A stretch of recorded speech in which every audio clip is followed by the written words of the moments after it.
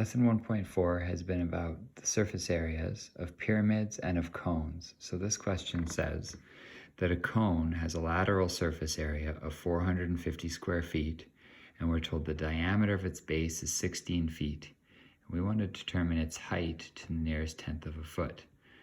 If you don't get one given to you in these questions, I suggest strongly that you draw a picture and put in whatever information you have. So first of all, we need to know what's the difference between height and slant height. So h is straight from the center of the circle to the peak, and s is along the side, the slant. Radius is along the base. And notice they gave us the diameter, not the radius. So we do have to divide that by 2 to say, okay, the radius must be 8 feet for this question. The next thing to do is to look up, okay, I've got a surface area of a cone formula on my formula sheet that says pi rs plus pi r squared. The pi r squared I recognize, that's the area of that circle on the base there, that's the bottom.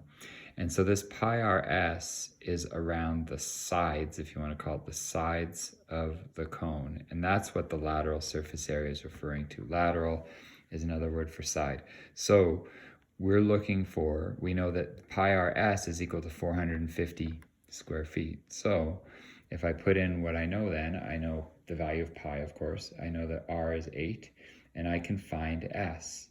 I wasn't asked to find s, I was asked to find h, but notice there's no ability to find h directly from surface area. So I can divide 450 divided by pi would equal 8s, and then divide by 8, or I can do that in one step. Be careful with brackets on your calculator, but you should find that this slant height is about 17.9 feet. In fact, 17.904931. Carry that number on your calculator because we are not yet at the final answer. The final answer is if we're going to find h. Well, to find h, I need to go back to this diagram and realize, oh, okay, well, that would be a right angle triangle. Pythagoras theorem would apply. I can do r squared plus h squared equals s squared.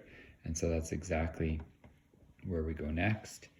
And we put in the values that we know. So we know that r is 8.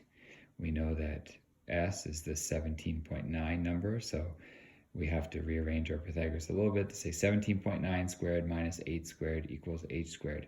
And notice I wrote as if I rounded here, but you shouldn't round until you get to the final answer. I actually kept my 17.904931, whatever. If I do that operation and I get 256.58655 is h squared, which means h is 16 point something feet. I look back to the question, it said to the nearest tenth of a foot. So even though this question, I got a number like 16.02 something, I'm just going to put that as 16.0 feet. The only time anyone will be picky about rounding instructions is if there are rounding instructions, so make sure you follow them.